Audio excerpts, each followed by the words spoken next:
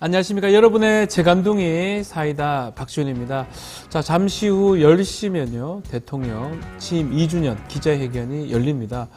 여러 가지 문답 자유롭게 가능하다고 하는데요. 우선 떠오르는 게 몇 가지 있죠. 최혜병 특검 문제, 김건희 여사 특검법, 그리고 지금 비공식으로 영수회담 추진할 때 특사가 있었다, 이런 얘기들이 나오고 있으니까 여러 가지 질문들이 지금 오갈 것인데, 과연 대통령이 어떻게 답변하고 또 기자들이 또 송곳 질문할 수 있을지 아마 주목이 되는 부분입니다. 저희도 이 소식 좀 다루고요. 자, 오늘도 시원하고 재미있는 소식들로 여러분의 출근길 함께 하도록 하겠습니다. 생방송 중에 궁금하신 점 있으면 댓글 주시면요, 소개해 드리도록 하겠습니다. 본격적으로 뉴스 인사이다 바로 시작하겠습니다.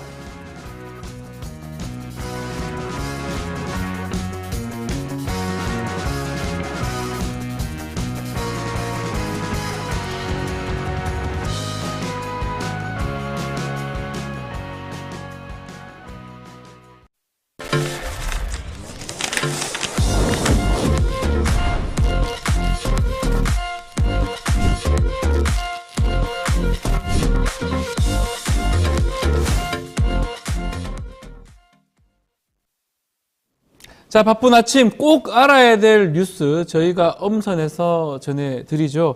듣기만 해도 이해가 쏙쏙 뉴스 픽 시간입니다. 자, 오늘도 전현주 뉴스토마토 기자와 함께 이야기 나눠보겠습니다. 안녕하십니까? 안녕하세요. 자, 지난 영수회담에 이어서 이번에는 윤석열 대통령이 이재명 대표한테 직접 전화를 했다면서요? 네, 맞습니다. 이야. 윤석열 대통령과 이재명 대표의 통화 사실은 민주당의 발표로 드러났는데요. 네. 민주당에 따르면 윤 대통령은 어제 오후 2시 40분쯤 직접 전화를 걸어서 건강을 염려하는 안부 인사를 했고, 이 대표는 이에 감사 인사를 건넨 것으로 전해지고 있습니다. 두 사람이 다른 참모를 거치지 않은 채 이렇게 직접 통화를 한 건 이번이 처음인데요. 네. 앞서 이 대표는 오늘부터 15일까지 건강상의 이유로 치료를 위해서 휴가를 낸 상황이었고, 윤 대통령이 이 보도를 보고 직접 전화한 것으로 보입니다. 또 윤 대통령이 최근 참모들에게 이 대표의 번호를 저장했다, 이렇게 말하기도 했고, 필요하면 언제든 전화를 걸어서 함께 국정을 논의할 생각이다, 이렇게 말한 것으로 전해지고 있는데, 앞으로도 지속적으로 소통이 가능할지는 좀 지켜봐야겠습니다. 전화를 지금 했는데 영수회담 있고 9일 만에 직접 또 연락을 한 겁니다. 자, 오늘 마침 2주년 취임 기자회견 있습니다. 윤석열 대통령 뭔가 달라진 건가요? 소통 좀 하겠다, 이렇게 봐야 됩니까? 네, 일각에서는 그렇게 보고도 있는데요. 예. 어제 통화는 영수회담 이후에 첫 소통이었습니다. 이 영수회담이 빈손회담이었다, 이런 비판과 함께 또 협치는 물 건너갔다, 이런 얘기가 나오고 있었는데, 네. 이런 걸 좀 의식한 것 아니냐, 이런 이야기도 나오고 있고요. 또 계속해서 최상병 특검과 민생회복 지원금에 대해서도 어제 오전까지도 대통령실과 이재명 대표는 대립각을 세우는 모습을 보였던 터라 이 전화가 또 변화의 신호탄이 될지도 좀 주목이 되고 있습니다. 네. 또 윤 대통령이 오는 13일 황우여 국민의힘 비대위원장을 비롯한 새 지도부와 만찬 회동을 하는 것으로 전해지고 있는데요. 야당 대표에 이어서 여당 대표와의 소통 행보에 나서면서 좀 전국 돌파에 나서려는 모습입니다. 또 오늘 진행되는 취임 2주년 기자회견에서도 과연 이 협치에 관련된 질문과 또 목소리가 나올지 지켜봐야겠습니다. 자, 기자회견에서 어떠한 말들이 나올지, 어떤 질문이 있고 어떤 그 질문에 대해서 어떻게 답변할지, 소통을 좀 하려고 또 협치를 하려고 하는 건지 주목이 되는 상황인데요. 자, 소통의 차원에서 영수회담도 있었던 것 같아요. 네. 지난 영수회담에서 지금 비선 라인이 물밑을 조율했다, 이런 보도가 있었는데, 일단은 대통령실이나 이재명 대표는 그런 적 없다라고 지금 얘기를 하고 있는 상황입니다. 네, 이 비선 관련한 비판이 일었던 거는 네. 한국일보가 보도하면서 크게 일었는데요. 한국일보는 함성득 경기대학교 정치전문대학원장과 이명백 고려대학교 명예교수가 영수회담을 물밑에서 조율했다, 이런 보도를 냈습니다. 네. 그 기사에 따르면 윤 대통령이 국무총리 인사 추천, 공천, 또 이 대표와 한라인 구축, 여야정 협의체 등 세 가지를 먼저 제안을 했고 비서실장 자리에는 이 대표가 불편해하는 인사는 앉히지 않겠다고 한 것으로 전해지고 있는데요. 예. 윤 대통령은 이 보도 직후에 참모진들에게 그런 말은 한 적도 없다라면서 굉장한 불쾌감을 드러냈습니다. 또 이재명 대표도 비서실장이 용산과 직접 협의하고 진행한 게 전부라면서 해당 논란에 대해서는 일축하는 모습을 보였는데요. 네. 이 양측의 부인에도 불구하고 이 파문은 좀처럼 가라앉지 않고 있는 모양새입니다. 박지원 전 국가정보원장도 물밑 조율설에 대해서 제가 알기로는 사실이다. 제가 맨 먼저 그 두 분으로부터 자세한 얘기를 들었다. 이렇게 말했는데요. 또 이미 한번 또 박영선, 양정철 기용설로 인해서 한 차례 비선 논란이 불거진 터라 대통령실은 물론 여론도 강하게 반응하는 것으로 보입니다. 그렇죠. 공식적으로 하는 게 아니고 물밑에서 뭐 특사가 있고 물밑에 조율을 한다고 하면 이것도 아주 큰 문제가 될 것 같은데요. 아직까지는 뭐 확인된 바가 없기 때문에 좀 지켜봐야 될 것 같고요. 국회로 조금 넘어가 보겠습니다. 자, 오늘 국민의힘 원내대표 선출되는 날인데요. 어제 각 후보들의 정견 발표도 있었습니다. 어떤 점을 후보들이 부각을 했습니까? 네, 차기 원내 사령탑을 선출한 국민의힘 원내대표는 네. 이종배, 추경호, 송석준 의원 3자 구도로 진행이 되고 오늘 경선이 치러지는데요. 어제 진행된 정견 발표에서 새 의원은 모두 이 거야의 횡포에 맞서서 협상력을 발휘할 수 있는 원내 사령탑이 되겠다 이런 점을 강조했습니다. 네. 21대 국회에 이어서 22대 국회에서도 이 압도적인 야당에 맞서야 하는 소수 여당 원내대표의 상황을 강조한 건데요. 다만 운영 기조에 있어서는 후보별로 약간의 차이가 있었습니다. 야당의 공세를 막아낼 운영 기조로 추 의원은 강한 대응을, 또 이 의원은 협상 경험을 내세웠고 송 의원은 상생과 조화 경험을 내세웠습니다. 자, 국민의힘 원내대표 선거 지원자가 없어서 한 차례 연기도 되고 이철규 의원이 뭐 한다고 했다가 안 한다고 했다가 뭐 여러 가지 얘기들이 나오다가 지금은 사라진 상황인데 이번 원내대표 선거의 쟁점 변수는 뭐라고 봐야 됩니까, 기자님? 네, 이번 원내대표 후보로 나선 이종배, 송석준, 추경원 의원 모두 친윤계로 분류되면서도 여타 다른 의원들에 비해서는 계파색이 좀 옅은 인물로 분류되고 있는데요. 세 후보 모두 관료 출신이고 지역도 제각각입니다. 승패를 가를 변수로는 이 영남권 당선인들의 선택, 또 친윤계 의원들의 선택, 또 초선 의원들의 선택이 좀 변수로 꼽히고 있는데요. 예. 국민의힘 의원들의 절반 이상을 차지하고 있는 이 영남권 당선인들이 같은 TK 지역 출신의 추 의원을 조직적으로 지원할 경우 이 추 의원의 당선 가능성이 높게 점쳐지고 있습니다. 아하, 추경호 의원이 될 것이다. 네, 하지만 계속해서 이 영남당이라는 비판을 계속 받고 있잖아요. 그래서 이 비판을 좀 의식하지 않을 수 없어 네. 보이고 또 총선 참패 후에 이 텃밭이라고 불리는 그 보수 지역 보수 지역, 네. TK 지역에서 원내대표가 선출될 경우 역풍도 좀 무시 못할 것 같다 이런 분위기도 나오고 있습니다. 네. 또 이철규 의원의 불출마로 친윤계의 표가 어디로 갈지도 미지수인데요. 대외적으로 이 특정 후보를 조직적으로 응원하는 그 응집력이 나타날 수 있을지 또 그 응집력이 어떤 후보로 향하게 될지도 좀 지켜봐야겠습니다. 네. 또 이번 국민의힘 당선인 중 3분의 1 이상이 초선 의원인데요. 초선 의원이 지금 나온 의원들과 직접적인 친분 관계가 형성되기 전이기 때문에 이들의 표심도 관전 포인트라고 할 수 있겠습니다. 원내대표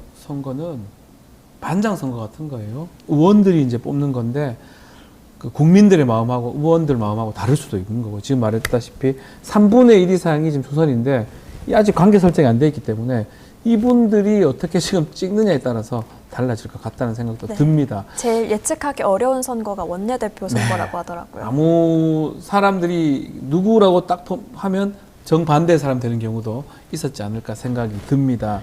민주당 이야기도 좀 해보겠습니다. 어제 국회의장 선출 후보 등록이 마감이 됐는데 자, 4파전으로 진행이 된다고요? 네, 최근 박지원 국가정보원장도 출마 물망에 좀 올랐었는데 네. 불출마를 선언하면서 추미애 전 법무장관과 정성호 의원, 조정식 의원, 우원식 의원의 4파전으로 치러지게 됐습니다. 이 민주당 내 국회의장 선거는 16일 오전 10시에 진행이 되고 이후 국회 본회의에서 재적 의원 과반수 득표로 이 당선이 확정이 됩니다. 네. 의장 출마를 고심하던 박 전 원장은 제가 나설 때가 아니라고 결론 내렸다 이렇게 SNS를 통해서 밝혔는데요. 불출마를 출마를 시사하면서 올린 글에 22대 국회 전반기 국회의장 경선에 출마하지 않기로 했다면서 이 전반기를 콕 집어서 작성을 했단 말이에요. 이걸 두고 일각에서는 후반기 국회의장을 노리는 것 아니냐 이런 이야기도 나오고 있습니다. 네, 하여튼 박지원 우리 당선자 어떻게 될지 좀 봐야 될 것 같고요. 일단은 본회의에서 민주당에서 되면 뭐 본회의에서 통과하는 건 당연한 거니까 민주당에서 의원들이 어떻게 선출을 하느냐에 따라 달라질 것 같습니다. 이번 국회의장 후보를 보면 강한 국회, 실천 국회, 개혁 국회 이런 것들을 강조하고 있는데 누가 지금 가장 강력한 후보로 보입니까?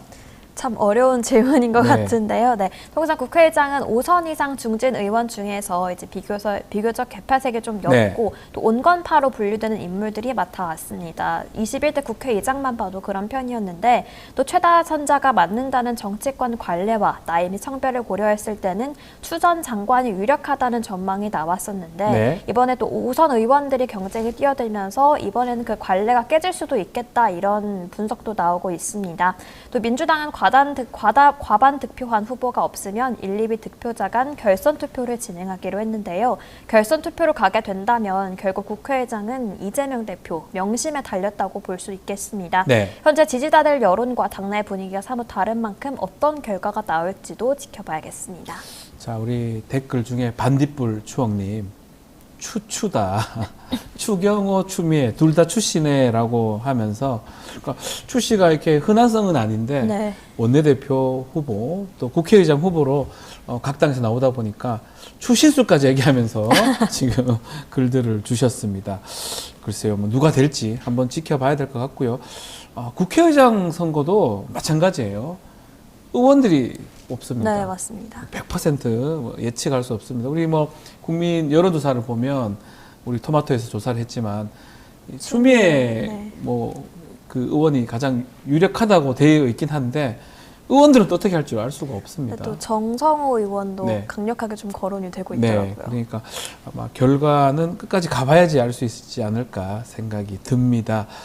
자, 의료 공백 얘기도 좀 해보겠습니다. 지금 의정 갈등 상황에서 의료 공백이 장기화되면서 정부가 외국 의사 면허 가진 사람 수술할 수 있도록 진료할 수 있도록 허용했는데 가능한 얘기인지 또 그리고 의료계 반발이 상당히 있을 것 같은데요. 어떻습니까? 네, 맞습니다. 정부가 이 전공의 집단 사직에 따른 의료 공백에 대응하기 위해서 의료법 시행규칙을 개정하겠다고 예고했는데요. 이 개정 내용은 외국 의사 면허를 가진 사람도 국내에서 의료 행위를 하게 할 수 있겠다라는 겁니다. 다만 이 기간과 업무 내용에는 제한을 뒀는데 보건의료 심각 단계일 때 한해서 또 적절한 진료 역량을 갖추고 대학병원에서 전문의의 지도 감독 하에 의료 행위를 하는 경우 가능하고 또 별도 의료기관 개설이나 독자적인 진료는 불가합니다. 이에 의사협회는 무분별한 외국인 의사 진료 허용은 결국 국민의 건강권을 위협하는 일이라면서 비판하고 나섰는데요. 이 숙련된 해외 의사들이라면 한국에 올 이유가 없고 또 그렇지 않은 외국 의사라면 환자들도 진료를 받기 꺼려할 거라는 겁니다. 오늘자 조선일보 사설 외국 의사 긴급 수입 사태까지 불러들인 의정 갈등에서도 의사 인력 공급원을 외국으로까지 폭을 넓히는 계기는 마련이 됐다면서도 이 적지 않은 난관을 예상하고 있습니다. 자, 이런 가운데 정부의 의대 증원 절차에 대한 또 다른 변수가 등장했습니다. 대학별로 이제 학칙을 개정해야 되는데 이걸 부결시킨 대학들이 나타나고 있다면서요. 네, 맞습니다. 이 정원을 내리려면 대학별로 학칙을 개정해야 하는데 일부 거점 국립대학교에서 이걸 부결시키는 움직임이 나타나고 있습니다. 먼저 부산대가 지난 7일 정원을 결정하는 최종 학칙 개정 절차를 진행했는데 심의기구인 교무회의가 사회적 합의가 필요하다면서 학칙 개정안을 부결시켰습니다. 뿐만 아니라 제주대도 의대 증원 학칙 변경이 부결됐고 강원대도 증원 절차 집행 정지에 대한 법원의 결정이 나온 뒤로 학칙 개정 심의를 미루기로 했는데요. 현재까지 정원 증원이 예고된 32개 학교 가운데 12개 대학이 학칙 개정을 마무리한 상태고 개정 절차가 아직 진행 중인 학교가 꽤 많이 남아있는 만큼 이 부결 움직임은 더 늘어날 수 있을 것으로 보입니다. 또 이에 대해서 교육부는 학칙 개정은 교육부가 정한 사항을 그대로 따라야 하는 이른바 기속행위라고 못 박았는데요. 따라서 이에 따르지 않을 경우 시정명령을 내리고 학생 모집 정지 등의 이런 강력한 조치를 취할 것이라고 하라고 경고하기도 했습니다. 알겠습니다. 자, 오늘 뉴스픽 여기서 마무리하겠습니다. 전효주 기자님, 감사합니다. 네, 고맙습니다. 자, 생방송 댓글 참여 계속해서 부탁드리고요. 저는 잠시 후 현장 콜로 돌아오겠습니다. 조금만 기다려 주십시오.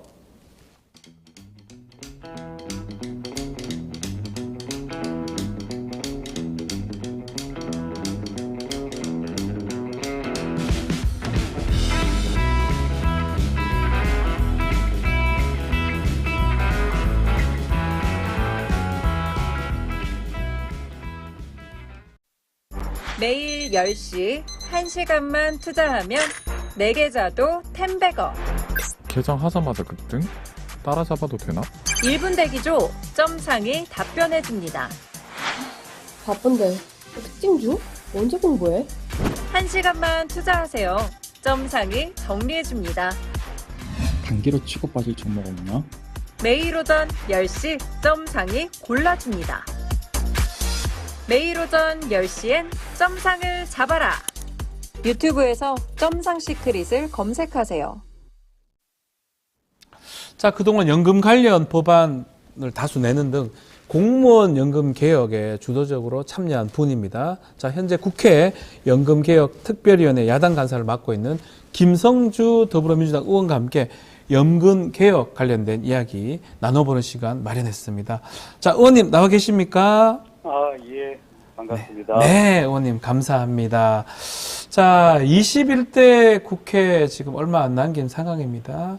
국민연금 개혁안 21대 국회 임기 내 처리는 좀 불발된 상황인데 이번 국회에서 연금특위가 출범한 지가 1년 6개월 만에 빈손이다 이런 비판도 있습니다. 가장 큰 문제점은 뭐라고 보십니까, 의원님? 아직 끝난 것은 아닙니다. 가능성 있습니까? 연금 개혁은 사실 대단히 어려운 과제로 개혁 의지와 정치적 결단 없이는 불가능합니다. 네. 민주당은 이번 연금 개혁에 임하면서 세 가지 원칙을 세웠습니다. 네. 첫 번째, 초당적으로 하겠다. 두 번째, 정치 일정과 무관하게 하겠다. 아하. 세 번째, 국민과 함께하는 연금 개혁을 하겠다라는 원칙을 세우고 적극적으로 연금 개혁을 여기까지 끌어왔는데요. 네. 이제 문제는 말로는 정부가 연금 개혁을 하겠다고 하고서 실제 해야 할 일을 전혀 하지 않았고요. 여당은 이번 국민 공론 조사에서 더 내고 더 받겠다고 하는 시민 대표단 다수가 선택한 안을 네. 계약이라고 공격하다가 느닷없이 구조개혁이 필요하다면서 지난 1년 6개월간 논의를 원점으로 돌리려 했습니다. 네. 결국은 정부의 의지 부족, 그다음에 여당의 무책임한 태도가 이런 어려움을 낳았다고 보고요. 네. 특히 이제 소득 대체율을 놓고 단일한 합의가 안 되어서 네. 현재 2% 차이를 그대로 국민들한테 알리고 어떻게 할 것인가를 묻는 기자회견에서 갑자기 여당 측에서 연금 개혁의 무산을 선언한 것입니다. 아하. 아직 기회는 남아 있습니다. 시간이 그러나, 아직 남아있다. 예. 네, 그러나 대통령과 여당의 태도가 바뀌지 않는 한 아무 성과도 없이 끝날 수도 있습니다. 이제는 여러 차례 연금 개혁 의지를 밝혀온 윤석열 대통령이 예. 책임 있게 나설 때입니다. 그 의원님께서 이번 국회에서 이 국민연금, 연금개혁 반드시 감철해야 된다 이렇게 강하게 드라이브를 걸었잖아요. 그 이유는 정확하게 뭡니까, 의원님? 우리나라 이제 국민연금 제도가 도입된 게 이제 1988년인데요. 네. 그 당시에는 워낙 가입에 대한 저항이 높았기 때문에 3% 보험료에 70% 소득 대체율을 제시했습니다. 네. 그건 이제 9%까지 보험료는 올랐고 네. 소득 대체율은 현재 40%까지 낮아지고 있는데요. 네. 그러다 보니 노후 소득 보장도 약하고 재정 안정성도 떨어지게 된 것입니다. 네. 이거는 국민의 잘못이 아니라 정부와 국회의 책임입니다. 소득 대체율을 너무 낮춘 거고 네. 보험료 인상을 제때 하지 않은 하시죠. 그래서 우리나라가 이제 노빈곤 국가이자 예. 최저출산 국가로서 연금 개혁 과제가 더 복잡해진 겁니다. 네. 노후소득 보장 수준도 높이고 재정 안정성도 기하는 이중 개혁의 과제가 있는 거거든요. 네. 그래서 보험료율과 소득 대체율을 일정하게 함께 인상해야 될 필요성이 생긴 겁니다. 그런데 지금까지 17년 동안 예.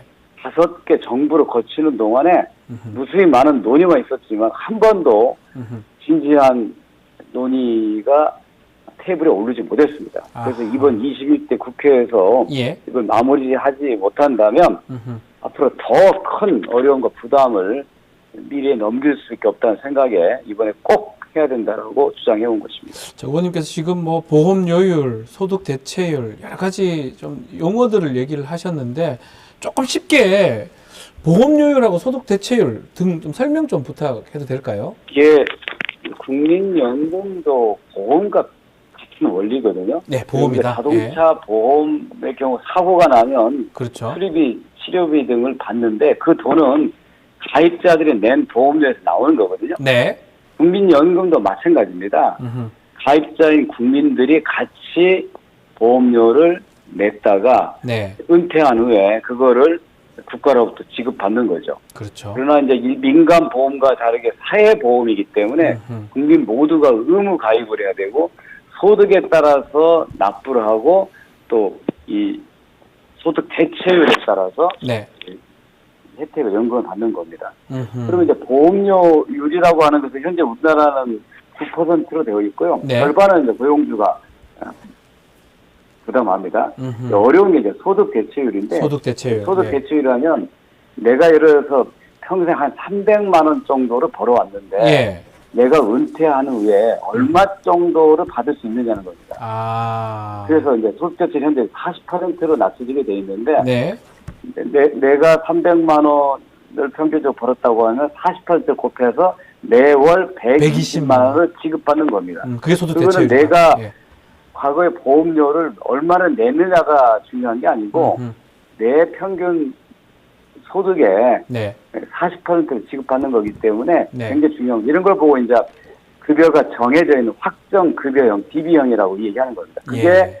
일반 그 민간 보험과의 가장 큰 차이점입니다.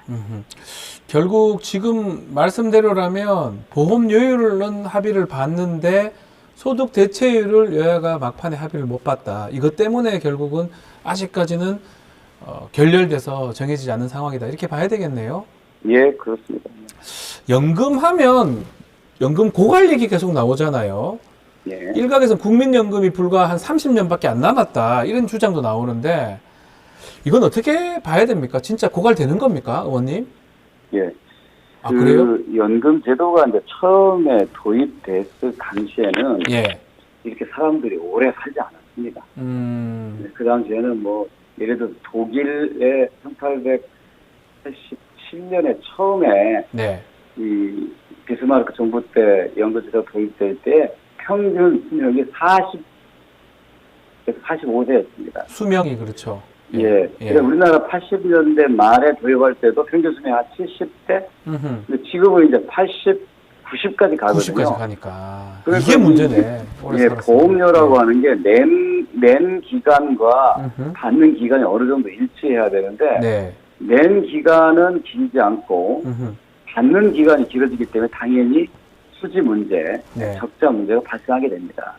그래서 지금까지 이제 선진국들은 계속 보험료를 올리고 소득 대체율을 조금씩 낮추는 계획을 해왔는데, 네. 근데 이제 우리나라 같은 경우에는 원래 노후 보장이 제대로 안 돼 있기 때문에 소득 대체율을 더 낮추면 네. 노후 빈곤에서 벗어날 방법이 없는 것입니다. 아. 이제 그래서 보험료율도 일정하게 올리고 소득 대체도 같이 올려야 되는 게 이제 우리 어려운 과제인데, 네. 그러다 보니까 기금 소진 시기가 자꾸 당겨지는 그런 어려움이 좀 있습니다. 네. 그래서 이제 이 문제를 해결하려고 하면 국민들한테 모든 걸 다 부담하라고 하는 것은 사실은 어렵습니다. 네. 일본의 경우에는 연금 개혁을 하면서 우리가 18.4% 이상은 더 이상 국민들한테 부과하지 않겠다. 네. 나머지는 정부가 책임지겠다. 이렇게 하는 게 필요하거든요. 독일도 기금이 부족하면 연방 정부가 25% 범위 내에서 우리가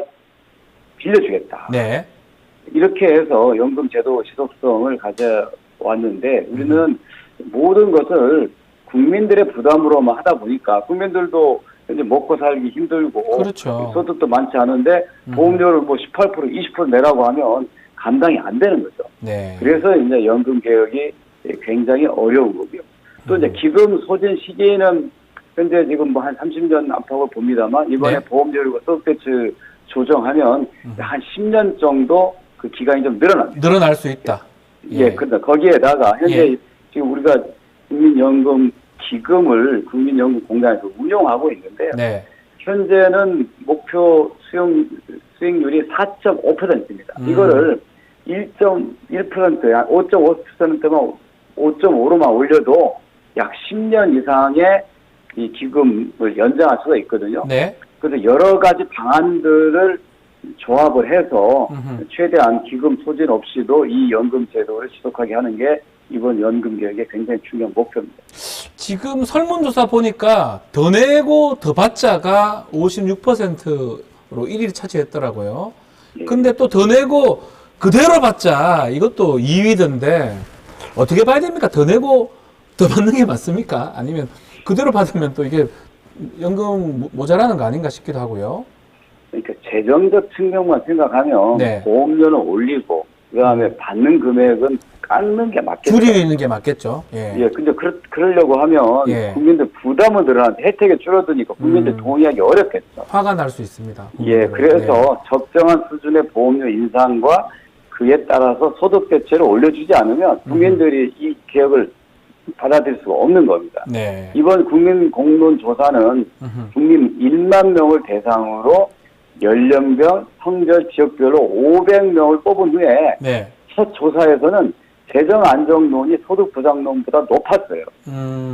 그런데 실제로 국민 연금에 대해 학습을 하고 난 다음 2차 조사에서는 이게 뒤집어집니다. 아. 그리고 토론을 거친 3차 조사에서는 예. 소득 보장 지지가 더 높아져서 격차가 14% 벌어진 겁니다. 아. 자, 이 국민들의 이런 뜻은 처음에는 재정 안정이 중요하다고 생각했다가 네. 왜냐하면 모든 언론들이 기금이 언제 소진되니까 위험하다, 안 된다.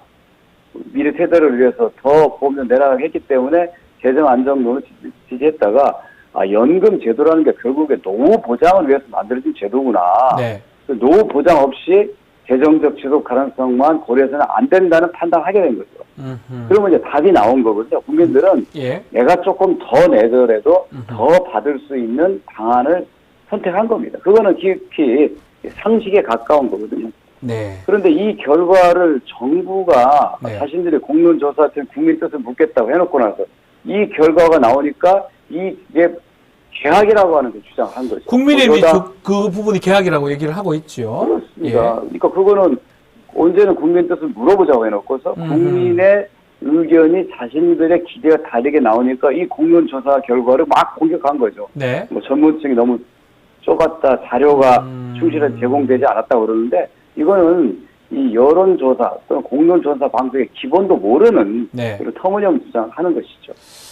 참, 그런 내용이 아마 맞는 것 같아요. 이제 국회 발표 본 공적연금 강화 국민행동이 기자회견 열면서 국민의 뜻 무시했다면서 강하게 반발을 했는데, 자, 뭐, 21대 국회 아직 끝난 거 아닌데 왜 최종 불발된 거냐, 이런 비판도 있습니다. 의원님께서 답을 좀 주시면 좋을 것 같습니다.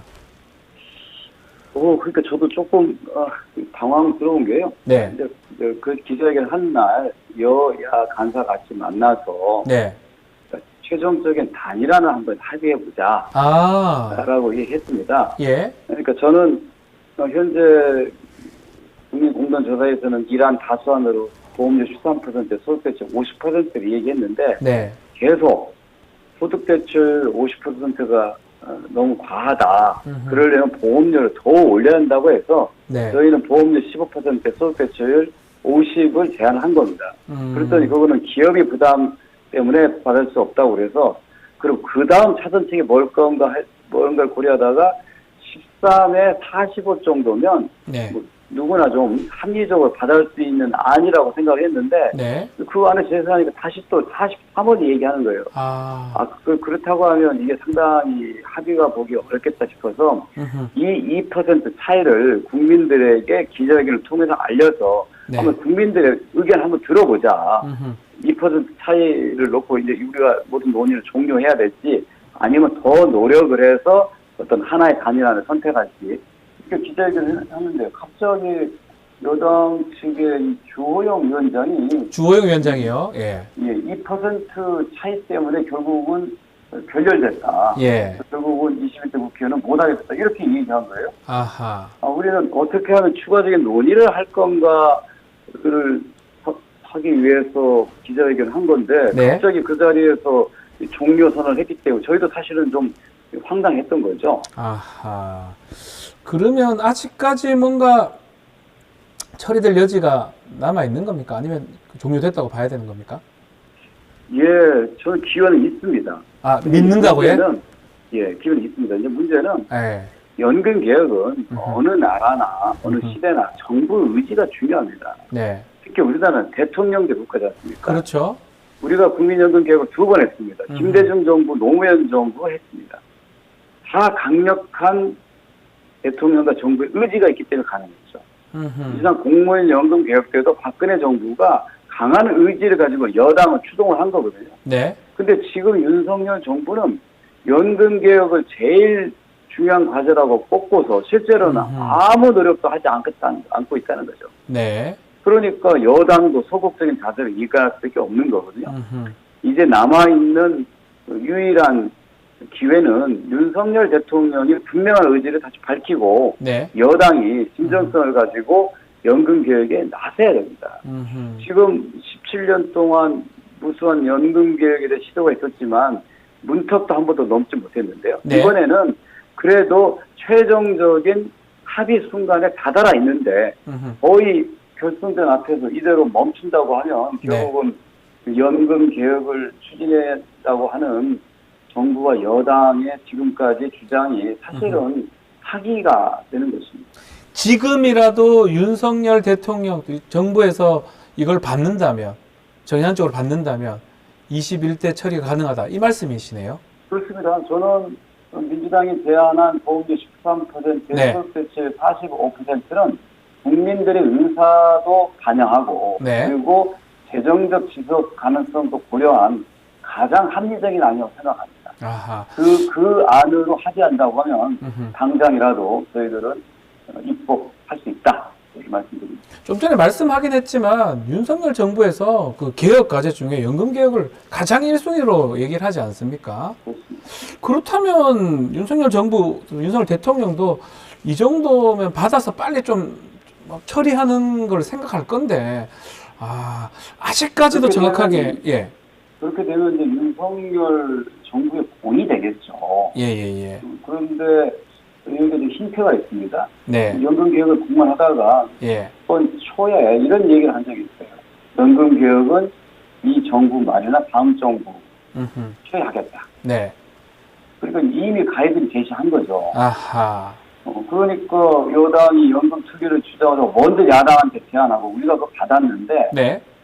실제로 적극적인 성의를 보이지 않다가 이제 국민조사 결과가 나와서 합의할 수 있는 때가 되니까 다시 딴소리 하면서 네. 모수개혁으로는 안 되고 구조개혁 한다고 하는 얘기를 꺼낸 거거든요.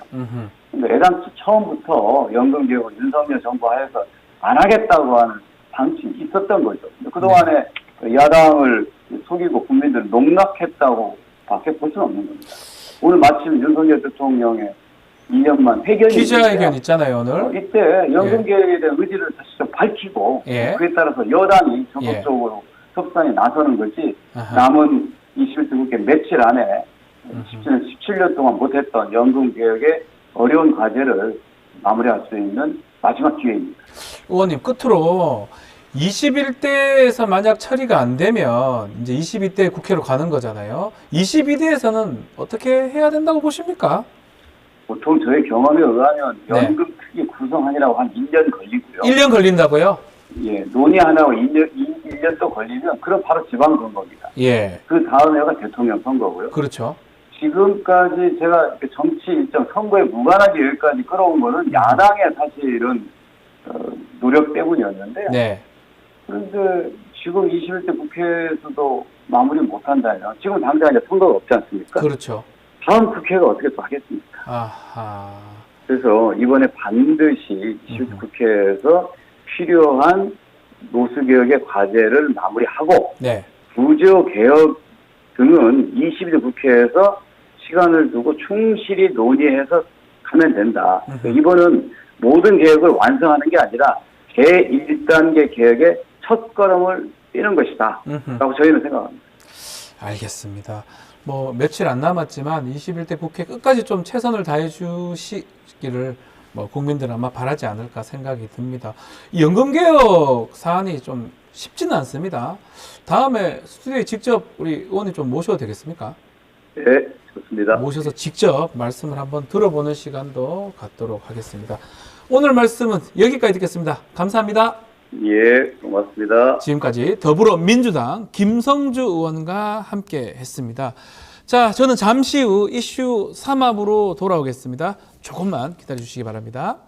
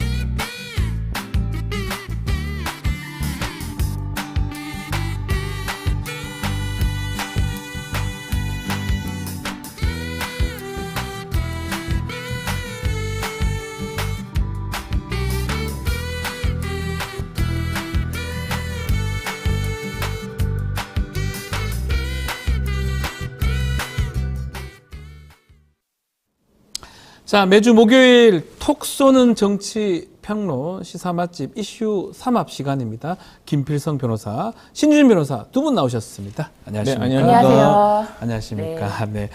두 분하고 있으면 편합니다. 삼변 시대 같아요. 세 사람 변호사이기도 하고 또 같은 또 시대를 또 살아오다 보니까 생각하는 것도 비슷한 것 같기도 하고.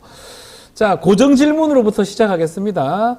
두 분 이번 한 주 동안 가장 주목했던 또 가장 인상 깊었던 뭐 뉴스라든지 이슈 어떤 게 있습니까? 우리 신 변호사님부터. 저는 영수회담에서 네. 비선 라인이 가동됐다. 그러니까요. 네, 근데 네. 그 비선 라인이 나온 대화가 네. 너무 구체적인 거예요. 네.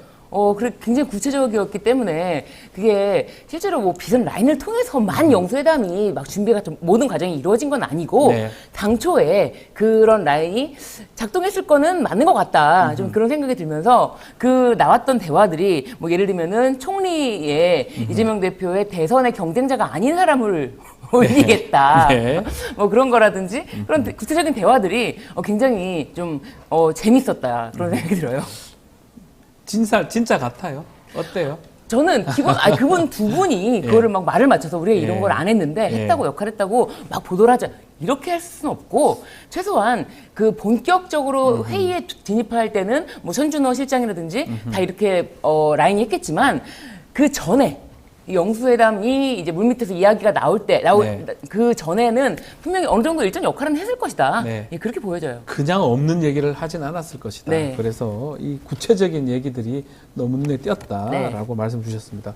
우리 김필성 변호사님 이번 한 주 동안 어떤 이슈가 가장 눈에 띄었습니까? 어제까지 뉴스가 연속으로 나왔는데요.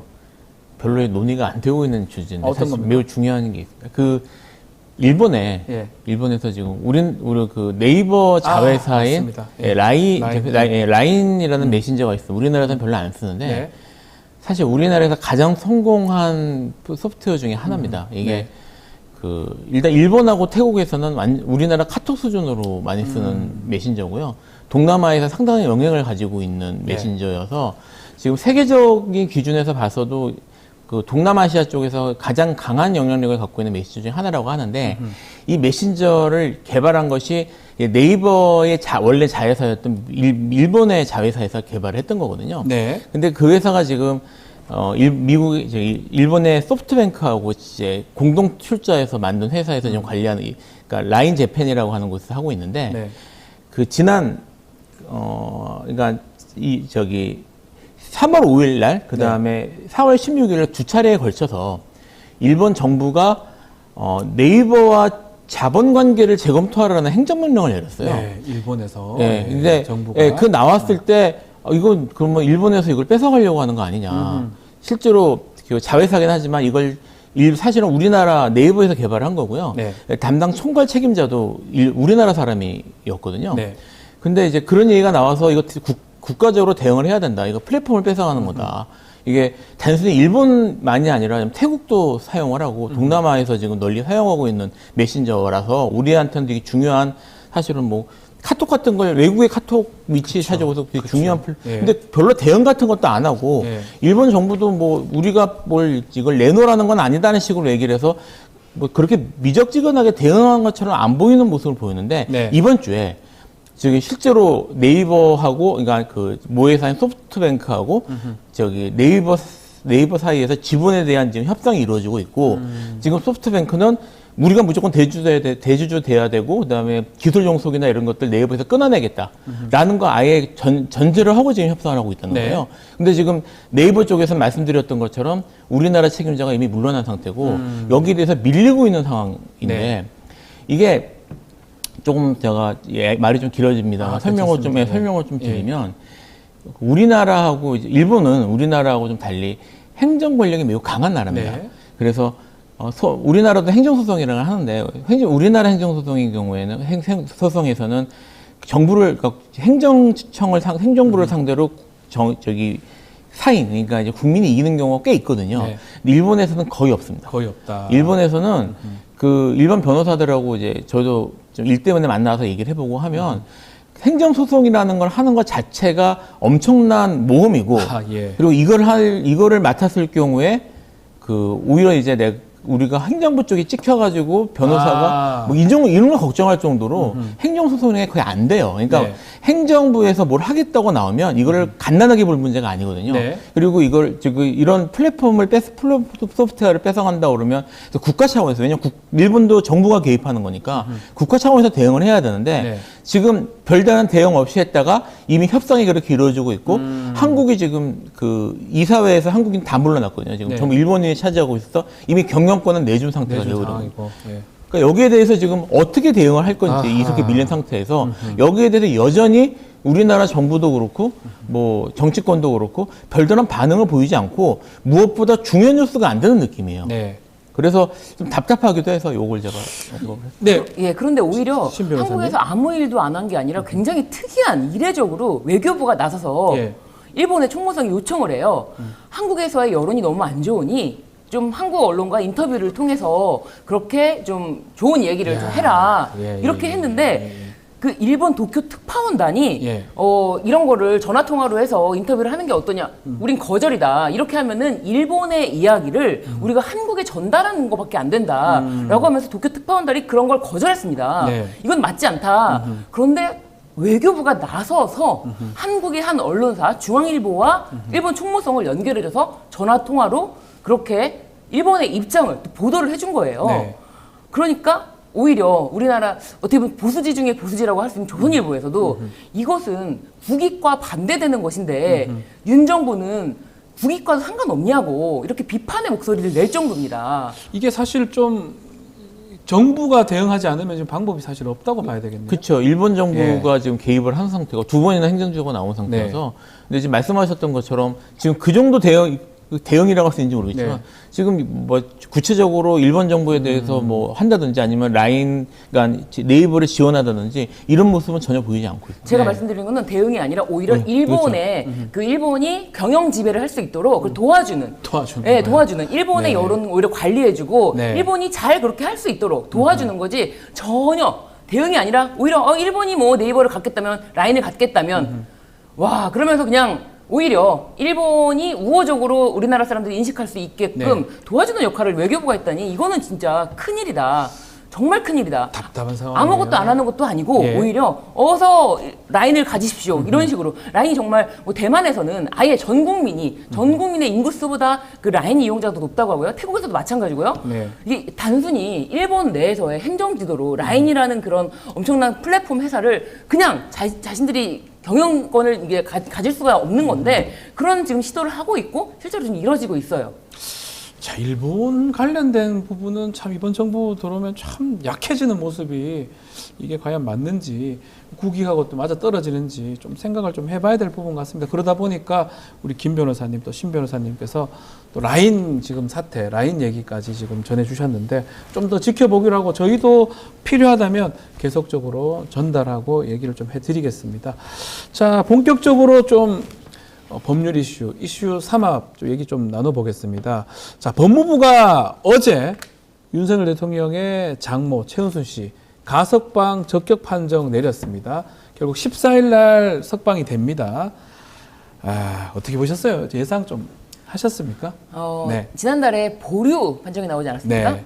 근데 보류였는데 이번에는 만장일치로 가석방 이제 적격 판정을 네. 받았는데 사실 지금 어쨌든 윤석열 대통령의 지지율이 계속 낮고 네. 그리고 총선 참패에 대해서 뭐 쇄신의 모습으로 영수회담이라든지 또 오늘 기자회견을 한다고 하는데 이런 것을 통해서 뭐 쇄신의 모습을 보여주려고 하지만 이것을 국민들이 더 이상 속지 않는데 네. 또 이 와중에 장모의 가석방이라 이 장모는 과연 제대로 된 그 재판을 받았던 것인가. 사실 그 300억이 넘는 금액에 대해서 그 사문서 위조죄로만 네. 그 처벌을 받았지, 뭐 사기죄라든지 그런 거로 아예 기소조차 되지 않았거든요. 그래서 모든 사람들이 기억하지 못하더라도 이렇게 기억하고 있는 언론도 있고 기억하고 있는 사람들이 있는데 이런 식으로 손쉽게 그냥 빠져나갈 수 있게 만든다면은 지금 뭐 민정수석도 마찬가지지만 네. 앞으로도 대통령 관련된 모든 이슈는 어떻게 하면 빠져나갈 수 있을까? 그것에 골똘하지 않는 것인가? 그런 생각이 좀 들어요. 그래서 이거는 누구를 위한 것인가? 네, 가석방이라는 것도 사실은 뭐 정무적 판단으로 봤을 때는 지금 굳이 사실 뭐 7월 달이면은 만기 출소가 될 텐데 얼마 안 남았는데요. 네, 예. 지금 굳이라고 할 텐데 그 아랫 사람들이 어떻게 네. 보면 더 열심히 보필을 하는 게 아닌가 싶기도 하고요. 예. 네, 대통령 법무부 권한이에요. 법무부에서 법무부 권한이죠. 결정을 네. 하는 거고 네. 말씀대로 7월이면 만기 출소가 되는 상황인데 네. 굳이 이렇게 심기 경호가 있듯이 이 심기 가석방이 아닌가. 네. 심기 가석방 네. 어떻게 보십니까? 뭐 일단 정황만 놓고 이제 상황만 네, 놓고 보면요. 이제 2024년 2월에 네, 가석방 심사에서 부적격이 나왔습니다. 맞습니다. 네, 하고 이제 아까 말씀하셨던 23일 제가 일지를 찾아봤거든요. 23일 날 보류 결정이 나서 그때는 이제 심사 보류가 돼서 이제 어제 이제 가석방 재심사가 돼가지고 만장일치로 만장일치. 네. 석방 결정했다고 하는데 그러면 2월하고 5월 사이에 뭐 이제 뭔가 결정적으로 변할 만한 뭐 요소가 있었어야 되겠죠. 그 3개월이 안 뭐 되는 한두 기간- 달 사이에. 네, 두 달 사이에. 예. 뭐 이제 그 사이에 중요 이벤트는 총선밖에 없었습니다. 그래서 예. 총선 때문이 아닌가라고 의심할 수밖에 없는 상황이다. 이게 사실 그때 아슬아슬하게 안 됐는데 이번에 아슬아슬하게 됐다 그러면 뭐 한두 명 정도가 생각을 바꿨다고 볼 수도 있겠지만 만장일치로 됐다는 점에 있어서 네. 그 점에 있어서 사람들이 좀 의구심을 충분히 가질 만한 상황이다라는 거 하나 말씀을 드리고요. 사실 이 이슈에 대해서 제가 한 가지 말씀드리고 싶은 게 있는데 네. 그 전에도 계속 무슨 사회적으로 이슈가 된다거나 아니면은 뭐 검찰 개혁 이런 뭐 수사권 분리 이런 얘기를 할 때마다 검찰 쪽에서 들고 나왔던 주요 카드가 뭐였냐면 위원회 설치였습니다. 예, 예. 그러니까 무슨 뭐 수사심의위원회, 무슨 심의위원회 이런 것들에서 우리는 심의위원회 같은 걸 만들어 가지고 이 위원회를 통해서 공정하게 하고 있다. 그러니까 우리는 이미 공정성을 위해서 이렇게 노력하고 있으니까 뭐 이제 뭐 검찰에 대한 오해를 거두어 달라 또는 그렇게 굳이 제도까지 바꿔가면 살 필요가 없다라는 얘기를 많이 했는데 사실 지금 우리가 지금 말씀드렸던 뭐 수사심의위원회나 이런 심의위원회들은 거의 전부가 법적 근거가 있는 게 아니라 그냥 내부적으로 자기들끼리 뭐 훈령이나 이런 거를 만드는 것들이에요. 근데 가석방 심의위원회는 차관이 위원장이 돼서 있는 법적 기구입니다. 당연직입니다. 네, 당연직에 있는 기구인데 이런 법무부 그다음에 검찰에서 만드는 위원회가 얼마나 공정성 또는 공정성에 있어 취약한지를 이번에 보여줬다고 저는 생각을 해요. 그러니까 제가 이야기를 왜 꺼내냐면 앞으로 또 검찰 개혁 이런 얘기를 하면서 좀 이게 이제 이슈가 될 가능성이 높으니까요. 하면서 뭐 이제 또 공방이 이루어지고 그럴 때마다 이제까지 검찰이 했던 것처럼 위원회 설치, 뭐 수사심의위원회 설치, 뭐 이런 것들을 뭐 법제화하겠다, 뭐 이런 것들을 뭐 외부 참여를 늘리겠다 이런 얘기가 또 나올 거거든요. 그런 것들이 그런 참여 그런 방식들이 왜 검찰이 선호를 하는지 그리고 그런 것들이 과연 공정성을 담보할 수 있는지를 이번 걸 보면은 이게 안 되는 거구나. 법정 기구임에도 불구하고 불과 한두 달 전에는 안 되던 게 만장일치로 됐다. 이게 무슨 공정한 거냐? 이 말씀이에요. 그러니까 법정 기구면 뭐 하냐? 그러니까 이후 전국에서 뭐 검찰 개혁이나 아니면 사법기구 개혁에 대한 얘기가 나오는데 뭐 검찰이 주도해서 만드는 또 법무부가 주도해서 나오는 위원회의가 나오면 저건 안 되는 거구나. 이렇게 눈여겨 봐라. 저는 궁금한 게 이 뭐 부적격됐던 거 또 보류했던 거를 만장일 적격 이 부분도 참 말이 안 되지만 굳이 한두 달 7월까지 제가 좀 감옥에 안 가 있어서 몰라서 그런지 몰라도 저라면 그냥 오늘 기자회견도 있고 쭉 있는 게 오히려 낫지 않나요? 뭐 그래야 별말 없을 것 같은데 이게 그래야 정무적으로 역풍 불 수 있잖아요. 그렇죠. 그게 맞다. 이게 뭐 지금 당장 마음은 불편하실 수도 있어도 지금 이렇게 나오는 게 국민적 여론도 그렇고 정무적으로 이 판단이 맞다라고 할 수도 있겠지만 5월이 무슨 달입니까? 어버이날입니다. 어제가 어버이날입니까? 그렇습니다. 선물입니까 그러면? 그렇죠. 우리 모두 어버이날 때 뭐 했습니까 부모님한테? 이렇게 딱 이렇게 교도소에서도 내보낼 수 있는 그 정도의 어떤 큰 선물 어버이날의 맞춤 선물이라고 저는 좀 생각이 듭니다. 그거 지금 아마 민주당에서 누가 논평을 한 걸로 지금 알고는 있는데 어버이날 선물로 드린 것이다. 이게 저도 이제 사실 견학만 가봤습니다. 연수원대 견학만 가보긴 구치소 견학 가고 접견 가시잖아요. 접견은 가는 거죠. 실내까지 들어가는 건 그때밖에 없으니까. 뭐 저도 이제 일 때문에 만나보면은 정말 하루도 있기 싫은 거. 당연하죠. 그래서 당연한 겁니다.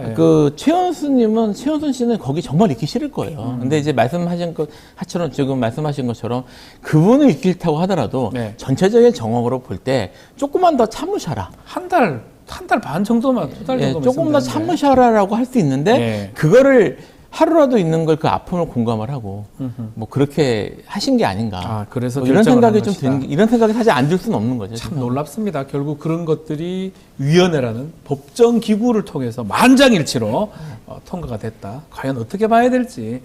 자, 오늘 기자회견 있는데 이런 질문 아마 나올 것 같기도 한데요. 자, 오늘 취임 2주년 윤석열 대통령 기자회견 있습니다. 어떻게 진행될까요? 모든 현안 얘기 나오고 의혹 해석될 수 있는 그런 자리 될까요? 질문이 있어도 답변이 기대할 수 없다. 왜냐면은 뭐 예를 들면은 가석방 된 거, 장모 가석방 된 거 질문이 만약에 나온다. 그러면은 그거는 뭐 가석방 심사위원회에서 알아서 결정하신 거기 때문에 저는 뭐 거기에 뭐 그다지 관여한 적이 없다. 라든지 뭐 예를 들면은 뭐 최상병 사건 그거는 뭐 공수처에서 법과 원칙에 따라서 수사를 하고 있으니 그 후에 또 판단을 하시죠. 제가 볼 땐 다 그런 식으로 그냥 다 지금 두고 보자, 판단을 미뤄두자, 뭐 이런 어떤 그런 대답만 나올 것이다. 질문을 열어둔다는 게 사실 이걸 가지고 어떻게 이슈가 된다는 자체가 좀 우습다. 그리고 지금 기자회견 자체가 이렇게까지 이슈가 된다는 게 굉장히 우습다라는 생각이 드는데 어떤 질문을 하느냐가 문제가 아니라 뭐 알아서 두시죠라고 하더라도 그 질문 다음에 연속적으로 또 질문이 들어가야 되거든요. 그렇다면 그 질문 하나만 가지고는 절대 말을 이끌어낼 수가 없어요. 그냥 빠져나가면 끝이에요. 그리고 아니 답변 시간을 제처럼 이렇게 짧게 하는 게 아니라 길게 한다면은 네. 그리고 다음 질문하시죠라고 하면 다음 사람에게 순번이 넘어가면은 아예 준비된 다른 질문을 하게 되면은 이건 하나만한 기자회견이 된다. 그래서 그 답변에 따라서 그 연속 질문이 들어가서 조금이라도 대통령이 불편해하는 거 상관없이 조금이라도 구체적으로 좀 답변을 끌어낼 수 있는 그런 질문이 중요하다. 송곳 질문 같은 게 좀 있어야 된다. 그렇습니다. 기자들의. 네. 있을까요? 김 변호사님? 저는 어려울 것 같아요. 어려울 것이다. 예, 어려울 이게, 것이다. 네, 솔직히 뭐 일단은 뭐 우리나라 기자들이 네. 일반적인 경우에도 송곳 질문이나 좀 이제 뭐런 예리한 질문을 잘 하느냐에 네. 대한 의구심이 좀 있는 네. 상황인데 뭐 어제 며칠 전에도 이제 통계한 보도가 나온 걸로 알고 있습니다만 네. 지금 그 언론들에 대해서 어마어마한 그런 조치들이 취해지고 있거든요. 그러니까 이제 질문이 잘못되면 어떤 일이 벌어질지 모르기 때문에 예컨대 압수수색 말씀하시는 뭐, 겁니까? 뭐 일단 거기에 대해서 무슨 보도 프로그램 이런 거에서 경고만 네. 나온다고 하더라도 지금 방송 하시니까 나오면 엄청나게 부담되지 않습니까? 네, 방송 그래서 제가 저도 하차가 됐죠. 알고 있습니다. 네. 그러니까 그 때문에 프로그램이 날아가고 네. 그다음에 잘 나가던 괜찮던 프로그램도 막 영향을 받고 이런 상황이 벌어지기 때문에 지금 송곳 질문을 설사 머리 열심히 노력을 해가지고 만들어 왔다고 하더라도 과연 그거를 던질 수 있는 기자가 얼마나 될까? 아하. 이런 생각을 하지 않을 수 없는 거죠. 없을 것이다. 그렇지만 대통령이 좀 받기 싫어하는 질문, 어떤 질문을 가장 싫어할까요? 아니면 어려워할까요? 저는 예. 그 디올백 아. 관련해서 디올백이라는 말조차도 못 꺼내 조그만 파우치 이렇게 외국 회사 조그만 예. 파우치라고 예. 했는데 디올백이라든가 명품백이라고 네. 콕 찍어서 아하. 그것을 김건희 여사가 수수한 걸 언제 알았냐 이 정도 구체적인 질문 그 질문 들어가면 네. 답을 어떻게 해야 언제 되죠? 알았냐 예.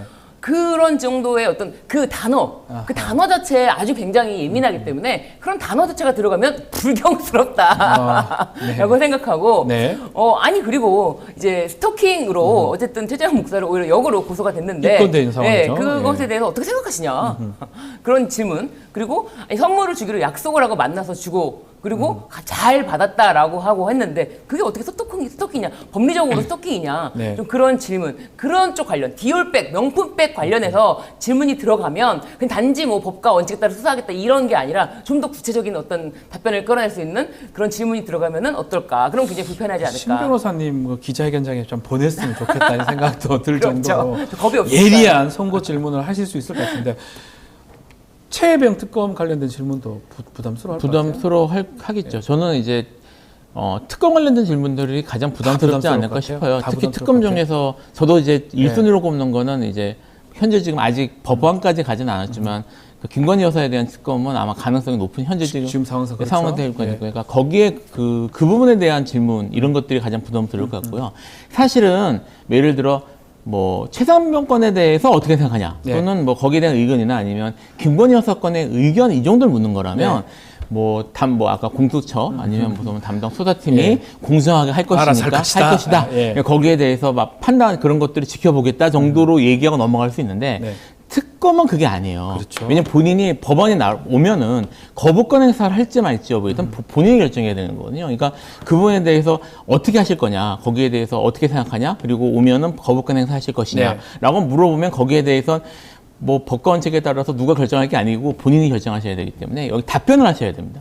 그래서 이 부분에 대한 질문이 가장 답변하는 게 어려워하지 않을까. 어려울까 다 생각이 드는데 이 최혜병 특검 또 지금 그 외압 논란에서 저라면 그날 통화하셨냐고 이렇게 물어볼 것 같아요. 그냥 송곳 질문에 그냥 직접적으로. 네. 그러면 만약에 그 대국민 앞에서 얘기한 거니까 만약에 다른 얘기가 나오면 이제 큰일 나는 거잖아요. 그쵸. 나중에 다른 증거가 있다든지. 경로하셨냐 또 뭐 통화하셨냐. 화가 났었나 네. 어땠냐 질문을 그렇게 아주 대놓고 네. 저라면 할 것 그쵸. 같긴 한데 네, 그럼 그리고 답해야 될 거 아니에요. 맞습니다. 그리고 저도 대선 때 제 네. 아내가 손해만 봤다라고 했던 그런 말씀이 있었는데 네. 사실상 검찰 의견서에 보면은 22억 9천만 원인가요? 23억 가량의 이익을 봤다는 그렇죠. 것에 그 대해서 얘기도 어떻게 있죠. 생각하시냐? 예. 이거는 결과가 나온 건데 이것에 대해서 어떻게 생각하시냐?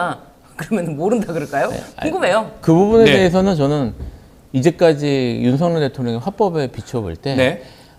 좀 관련 없는 다른 얘기를 하면서 넘어갈 가능성이 있을 것 또 같아요. 딴 얘기를 엉뚱한 답을 하면서 넘어갈 것이다. 그러니까 그분 사실 그동안 이제 화법이나 아니면 저기 주제에 대해서 얘기하는 걸 보면 사실 지금 물어보는 거 지금 현재 이슈가 되는 게 아니라 아마 이제 그 얘기하면서 그 전에 경험에 비춰볼 때 갑자기 자유민주주의 뭐 이런 것들을 한번 넘어갈 수 있을 것 같아서 민주주의, 자유민주주의 얘기하면서. 그래서 저는 사실 이 얘기했을 때 처음에 생각했던 게 과연 이분이 열린 질문을 받으실 수 있을까 생각을 했는데 그러네요. 그동안 그럴 수 있다는 생각이 들어요.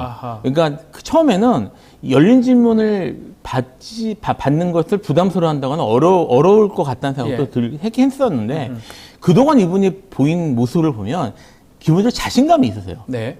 그러니까 스스로의 자신감이 있습니다. 본인에 대한 말 잘한다. 자신감이 있으시고, 근데 그분이 그렇게 생각하는 이유를 잘 보면 본인이 느끼시는지 일부러 그러시는지 아니면 스타일이 그러시는지 모르겠지만 뭐 크게 별 관련 없는 자유민주주의 이런 얘기들을 주로 하시는 맥락에 맞지 않은 얘기들. 제가 봤을 때 그건 자신감보다는 뻔뻔함에 가깝다.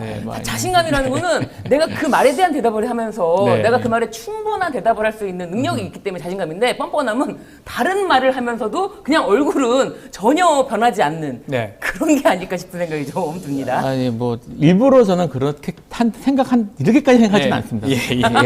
알겠습니다. 자, 열려있는 질문들 자유롭게 아마 기자들이 질문을 할 수 있을지 또 대통령 어떻게 답변할지 열심입니다. 잠시 후에 하니까요. 좀 지켜보기로 하고요. 이 부분도 한번 다뤄봐야 될 것 같아요. 민정수석실이 공식적으로 부활이 됐습니다. 세평 검증, 국민 신상 털기 이래서 안 된다라고 그래서 대선 공약할 때 폐지한 바가 있는데 이번에 다시 부활을 시켰어요. 어떻게 봐야 됩니까? 저는 윤 대통령이 이 말을 한 게 굉장히 인상적이었는데 그 민정수석이 정보를 다루는 부서이기 때문에 법률가가 맡아야 한다. 정보를 다루는 부서이기 때문에 법률가가 맡아야 된다. 그것도 검사 출신이고 지금 김앤장 출신 변호사가 맡아야 된다. 이것에 대해서 동의할 수 있는 사람이 누가 있을까요? 그리고 민심 청취 기능을 강화하겠다면서 정보를 다루는 이거 굉장히 저는 이 말을 듣는 순간 그 범죄 정보 정책 그 수정관실 있지 않습니까? 범정이라고 그랬죠. 범정. 그 총장 시절에 범정을 통해서 많은 문건을 생산하고 예를 들면 장모 대응 문건이라든지 판사 사찰 문건이라든지 이런 거를 많이 만들어냈는데 그때가 제일 편했다. 그때가 일을 제일 잘했다라는 생각을 하는 것 같아요. 그렇기 때문에 직접 그런 느낌이 들어요. 이것도 그때 당시에 수정관실 범정에서처럼 그런 정보들을 수집해서 좀 더 구체적이고 직접적인 이야기를 내가 직접 듣고 내가 구체적으로 지시를 직접 할 수 있는 부서가 필요하다라고 생각을 한 거지 민심과는 아무런 관계가 없다. 그래서 과거 자신이 지휘했던 검찰총장식으로 딱 상명하복. 그러니까 지금 제가 봤을 때는 그 최상병 사건에서도 어떻게 보면은 지시는 제대로 이제 제 생각입니다만 대통령의 지시는 제대로 들어갔는데 이제 과거 검찰총장 시절처럼 얘기를 했는데 그것이 이행되는 과정에서 모두 다 착실하게 착착착착 수행을 했는데 그 마지막 단계인 박정훈 대령이라는 변수가 나오면서 모든 일이 어그러지면서 박정훈 대령이 심지어 재판까지 받고 있는 상황이 되면서 모든 국민들이 분노하게 되는 상황인데 그렇게 변수가 없는 검찰 조직을 다시 활용해야 된다. 통제하는 그런 기구로 그렇습니다. 민정수석실을 만드는 것이다. 이렇게 보시는 거군요. 네, 그렇습니다. 그래서 나랑 손발을 맞추려면 최소한 이렇게 검찰의 논리를 다 이해할 수 있는 사람이어야 돼라고 생각을 하고 그리고 무엇보다도 이제 기존에는 법무부에서 다 한동훈 법무부 장관 시절에는 다 통제가 가능했다고 생각했는데 지금 다 알다시피 한동훈 전 비대위원장이랑은 사이가 안 좋아졌다. 그런 이야기가 있는 것처럼 지금 다시 그립감을 강하게 쥐고 검찰 조직의 어떤 흔들림 없는 지위를 구축하려면은 민정수석이 검찰 출신이어야 한다라는 것에 대해서는 이렇게 변명한 것 같아요. 정보를 다루는 부서이기 때문에 법률가가 맡아야 된다. 그러다 보니까 신임 민정수석은 김주현 전 차관입니다. 연수원 선배죠. 그리고 민정비서관, 공직기관 비서관에 이동욱 대변인, 행안부 대변인. 근데 이원모, 이번에 떨어진 이원모. 이 대통령실 인사비서관이 내정이 됐는데 네. 인선도 한번 평가 좀 해주십시오. 어떻게 봐야 뭐, 됩니까? 사실 이제 네. 지금 아까 말씀하신 거하고 연결돼서 네. 지금 그런 목적으로 지금 만드는 게 아닌가라는 예. 생각이 의심이 이제 들 수밖에 의심이 들 수밖에 없다. 없는 상황이죠. 예. 있는 게 만약에 이게 지금 했던 소통이 정말 문제였다면 네. 소통이가 이유였으면 네. 소통과 관계된 인물들이 들어가야 되는 건데 예. 근데 지금 보면은 법률가들 그것도 검찰 출신에 오히려 이제 아까 말씀 그립감이 강하게 느껴질 수 있는 이런 인물들이 들어갔단 말입니다. 사실 이게 뭐 민정수석실을 부활하는 것 자체가 그 자체가 잘못됐다고 보기는 어려워요. 네. 왜냐면 원래 그 전에 있었던 조직이고 그 업무를 처리하는 조직이 있어야 되니까요. 근데 그렇죠. 사실 지금 뭐 여러 가지 뭐 추측이 나오는 이유가 뭐 추측이 추측에 불과하긴 하지만 추측을 바탕에 되는 이제 사실관계를 좀 볼 필요가 있는데 예. 민정수석을 없앨 때 민정수석이 주로 하는 것들이 공직기강 뭐 이런 것들을 보고요. 그 다음에 인사검증 네. 이런 것들도 사실은 중요한 업무였단 말입니다. 그렇죠. 두 가지가 컸죠. 컸는데 윤 대통령이 이걸 하면서 그 업무를 법무부에 몰아줬단 말이에요. 인사정보관리단 만들었죠. 네, 그럼 만들고 했는데 그 인사정보관리단, 그러니까 법무부에서 인사정보, 인사검증이 제대로 되고 있는지에 대한 얘기는 계속 나왔단 말이에요. 네. 근데 민정수석실 부활을 하면 어떤 의미에서 부활을 하는지, 그리고 그 업무들은 그럼 다시 돌아오는 것인지, 그다음에 뭐 그런 문제들을 사실은 논의가 돼야 되는데 그게 전혀 없이 네. 그냥 부활을 하는 거예요. 부활만 시킨 거예요. 빨리. 부활만 시키는 네. 거예요. 그러니까 그럼 새로 만들어진 민정수석실이 옛날에 그 민정수석실이 맞냐? 네. 사실은 그 문제부터 따지고 들어가야 되는데 지금 이분 명목은 국민과의 소통을 명문도 했는데 대통령 언급이 정보얘기가 나왔습니다. 이거 네. 사실 매우 심각한 문제인데. 아하. 지금 인사정보, 다시, 옛날에 이제 민정수석실에서 그 인사검증 정보를 사실 어느 정도 들여다보고 인사검증했다는 건 정보를 다뤘다는 말이긴 한데. 그렇죠. 여기에 말하는 인사검증 정보는 어떤 의미냐면 공직자로 올 사람의 한정에서 네. 그 대부분 사실 그 동의나 이런 걸 받고 진행하는 그렇죠. 그런 정보 작업이에요. 인사 검증할 때 정보 작업을 하는 네, 정보 거예요. 작업인데 예. 지금 얘기하는 건 그런 정보 작업, 그런 인사검증에 관련된 것을 저쪽에서 지금 법무부에서 가져온지 여부에 대해서 확인이 안 된 상태에서 그냥 정보를 여기서 다룬다고 하면 네.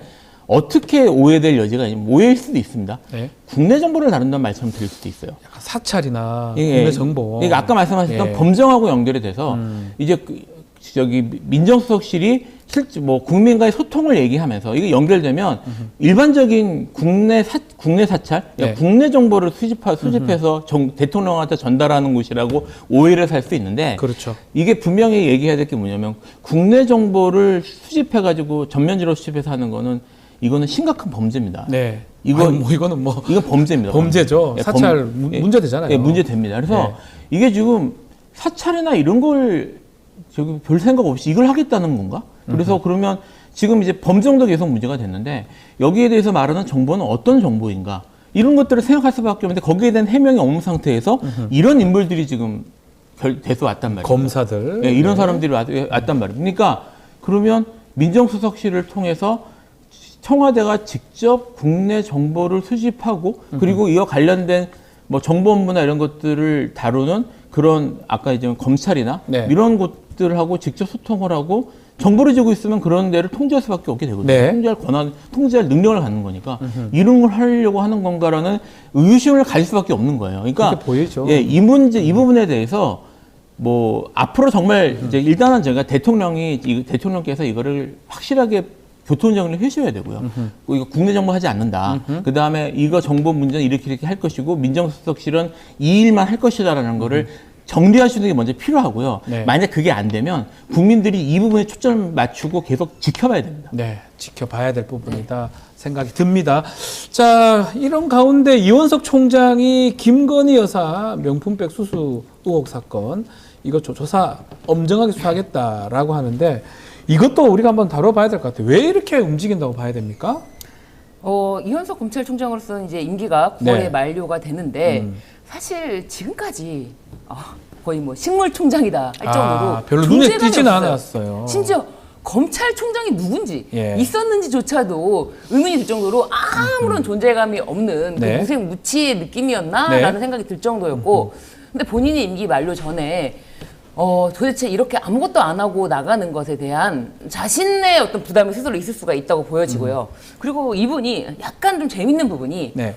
작년 12월인가요? 굳이 이제 서울의 봄 영화를 보고 그 인증 사진을 찍어가지고 예. 이제 검찰 내부망 그쵸. 이프로스. 예, 이프로스에다가 예. 올리면서 예. 자신이 과거에 전두환 대통령 재판받은 거를 직접 방청을 했던 사람이다. 연수원 때. 네. 그거에 대해서 기고글도 사법연수원에 썼고 이런 거를 아주 쭉 그냥 구구절절하게 했던 사람이에요. 네. 근데 서울의 봄 영화는 굳이 좌파 영화다라고 하면서 네. 좌표를 찍고 보지 말라고 국민의힘에서 그러는데 뭐 이분 정치인은 아니지만 네. 이제 어떻게 보면은 대통령이 검찰총장임에도 불구하고 자신은 또 자신의 행보가 있다라는 그런 느낌을 살짝 보여준 게 아닌가 싶을 정도의 어떤 행보였거든요. 그런 행보가 있다. 네, 있을 수도 있다. 그랬는데 이번에 명품백 수사를 예. 하고 있는데 사실 명품백이라는 거는 국민들에게 인식하기 가장 쉬운 고리예요. 명확하잖아요. 명품백을 왜 받았어? 그걸 왜 받았어? 300만 원짜리 명품백을 왜 받았어? 선물이라잖아요. 심지어 지금 대통령 기록물로 되어서 국고에 기속되었다고 그렇죠. 이철규 의원은 그렇게 변명을 했어요. 그거를 오히려 반환하는 것이 국고 횡령죄다. 네. 이렇게까지 변명을 했어요. 참 논리가 하여튼 많은데 예, 그럼에도 불구하고 이걸 수사를 한다는 거는 이제 어쨌거나 자신이 후임 총장에게 부담을 넘기지 않겠다라고 하는데 이것에 대해서 사실은 뭐 엄정하게 수사를 한다면 이거는 공무원의 아내기 때문에 배우자이기 때문에 공무원, 대통령까지 다 이야기가 수사가 되어야 되는 건데 그렇죠. 뭐 서면 수사로 그냥 몇 마디 그냥 그 변명 박절하지 못해서 받았다라는 변명으로 제대로 수사가 될 것인가? 제대로 수사를 하려면 공무원인 대통령에 대한 수사가 필요한 거예요. 수사가 필요하다. 근데 그것은 불가능하다는 걸 알고 좀 이런 고리지만 자기의 존재감을 그래도 그 서울의 봄처럼 좀 드러내는 어떤 그런 행보가 아닌가. 사실 정확하게 수사를 해서 대통령한테까지 압박하고 이런 모습은 기대하지 않고 있습니다. 기대하지 않다. 네. 이런 얘기 나오니까 국민의힘에 이제 이번 당선된 뭐 일부 의원들이 삼김 여사 특검하자. 김건희 여사도 하고 김혜경 김정주 여사 다 특검하자. 이렇게 주장을 하던데 이건 어떻게 봐야 됩니까? 정치적인 맞불 방식으로 이제 정기적으로 이슈를 해석하려고 하는 건데 일단 뭘 하자는 건지 잘 모르겠어요. 뭐 이제 김혜경 씨는 여사는 지금 기소가 어쨌든 된 걸로 알고 있고요. 네. 이게 뭐 2,000원 가지고 2,000원이죠? 2,000원 네. 가지고 특검을 이미 된 거를 하자는 건지 그다음에 김정숙 여사는 뭘 하겠다는 건지 옷 같은 그런 건가요? 뭐 그런 네. 걸 하자는 건지 네. 지금 뭘 하자는 건지는 잘은 모르겠는데 근데 이제 인터넷 여론이나 이런 걸 보면 이게 이 세 명이죠. 네. 이분의 삼김입니다. 삼김이. 예. 그러니까 이제 삼김 김건희 여사 그다음에 김혜경 씨, 김정숙 여사를 동시에 특검을 하면 지금 김건희 여사가 네. 좋아하겠는가? 네, 그러니까 이거 바꾸자고 하면 예. 정말 이거를 하겠다고 하면은 민주당이 받을 가능성이 오히려 높지 않겠냐? 네. 그럼 하자 그러면 하자. 그러면 이제 김건희 여사 입장에서 긍정적으로 보겠냐? 사실 이런 얘기들도 있어요. 네. 있더라고요. 뭐 그거는 뭐 추측이고 이제 인터넷에서 다 하는 얘기들이니까. 그래서 이거는 정치적 레토릭 이상의 의미는 없을 것 같습니다. 아무런 의미도 없고 사실은 수사 범위 설정하는 것도 쉽지 않잖아요. 왜 뭘 수사하겠다는 건지도 정확히 모르겠고요. 뭐 혐의가 지금 있는 것도 아닌 건데 김건희 여사 혐의점은 좀 눈에 띄는 게 확실히 있잖아요. 근데 이걸 같이 동렬해 보고 이렇게 한다는 것 자체가 레토릭밖에 안 된다. 네. 예, 정치 레토릭이다. 알겠습니다. 자, 시간이 좀 다 돼 가는데 이재명 대표는 지금 휴가를 일주일간 간다고 합니다. 건강상 이유로. 전화했던 부분 이재명 대표한테 네. 윤석열 대통령이 요거는 우리가 어떻게 봐야 됩니까? 전화했던 부분. 아무래도 이제 예. 영수회담에 대해서 시원치가 않다. 그리고 본인 이야기가 뭐 80%다, 70%다 이런 이야기가 네. 나오니까 이제 그런 차원에서 자신이 그렇게 불통의 이미지를 벗고 싶어서 영수회담이든 기자회견이든 하는 건데 그런 것으로도 부족하다면 내가 할 수 있는 거 하지 뭐. 자신이 할 수 있는 거 이 정도는 하지 뭐. 네. 그런 수준에서 연락을 한 게 아닌가. 그런데 뭐 탈당 이야기까지 나오지 않았습니까? 네. 그 이재명 대표의 정치적 경쟁자에 대해서는 총리를 총리 안 시킨다. 시키지 않겠다라고 예. 하니까 탈당하라 이런 얘기까지 나왔는데 이런 것도 이제 어떻게 보면은 이제 국민의힘 내부에서는 뭐냐 싶은 그런 이야기가 나올 수 있겠죠. 보수층은 좀 요거 별로 안 좋아하는 것 같습니다. 전화를 왜 하냐. 근데 전화하는 것 자체는 좀 긍정적으로 봐야 됩니까? 어떻게 봐야 됩니까? 아, 저는 조금 생각이 다른데요. 아. 저는 이제까지 그 윤석열 대통령의 스타일을 보면요. 네. 뭐 전국 돌파 또는 뭐 이미지 개선 또는 뭐 여론 이런 걸 위해서 이런 액션을 취하실 분이 아니에요. 그렇죠. 예. 한 적도 없고 이때까지. 이제 초반에 얘기했던 일단 최은순 여사를 이제 가석방하는 것부터 시작을 해서 네. 사실 지금 계속 그런 얘기 했잖아요. 제가 봐서는 이분이 그 대통령께서 전화를 하신 거는 네. 대통령 성격으로 봐야 될 것 같아요. 아, 성격이다. 이분이 기본적으로 이제 총장까지 그러니까 특수부 출신으로 총장까지 하셨고, 그러니까 보스를 오래 하신 분이에요. 네. 보스로서 이게 자기의 특정 분야에 있어서 대범함을 보여주고 싶은 생각을 갖고 계신 분이라는 것 같아요. 제가 봐서. 그래서 이분 전화 한번 하지 내가. 전화 한번 하지 뭐. 전화할 수 있는 내가 그 정도로 내가 화통한 사람이야. 네. 이런 건 내가 해줄 수 있어. 정도의 생각에서 큰 그런 아까 말씀하셨던 것처럼 무슨 영수회담의 결과 이런 것들에 대한 그런 고려나 이런 거 없이 이분 스타일상 아프다니까 전화 한번 해주지 내가 얼마 전에 봤잖아. 네. 근데 이 사람하고 크게 그럴 일 없으니 이런 생각을 하셨을 가능성이 높을 것 같습니다. 약간 즉흥적으로 그냥 전화한 것이다. 네. 이렇게. 큰 의미는 없다. 네, 의미는 네, 없다. 그거 맥락은 비슷한 것 같아요. 큰 의미는 없다. 네. 아하. 네. 자, 마지막으로 이 특사 얘기 좀 전에 하긴 했었는데, 이런 논란은 왜 자꾸 불거진다고 봐야 됩니까? 그렇다면 뭔가 대통령실에서 보수층이 안 좋아할 만한 이런 것들이 좀 있다고 봐야 됩니까? 어떻게 봐야 됩니까? 이게 비선이라는 말이 사용이 되는데요. 네. 비선이 문제되는 거는 행정 절차나 아니면 국가 통치에 있어서 사실은 이제 전혀 책임지지 않는 위치에 있는 사람들이 네. 공적인 책임이 없는 사람들이 개입하는 게 심각한 문제인 거고요. 두 분 사이를 연결하는 데 있어서 누군가 이렇게 역할했다는 것 자체가 그런 직권남용이나 아니면 무슨 그런 행정 통치행위에 있어서의 비선 이런 문제하고 동일하게 볼 건 아닌 것 같아요. 네. 그러니까 두 분을 연결해주는 다리가 역할해주는 사람이 있었다. 하지만 둘이서 연결한 다음에는 아까 말씀하셨던 것처럼 무슨 비서실장이나 이런 사람들이 또 진행을 했을 테니까 문제는 비선에 있는 게 아니라 그걸 통해서 어떤 얘기가 오갔는가가 사실은 이제 문제인 것 같고 네. 거기에 대해서 특히 이제 보수 지지하시는 분들이 분노하시는 것 같습니다. 여기에 대해서 비서실장 또는 총리 추천 이런 네. 것들에 대한 논의가 이런 것들이 비선을 통해서 그러니까 서로 책임 있는 이런 공식적으로 언급된 것도 아니고 책임 있는 그런 사람들을 통해서가 아니라 연결해 주는 다리를 통해서 그런 것들이 얘기가 오갔다는 것이 네.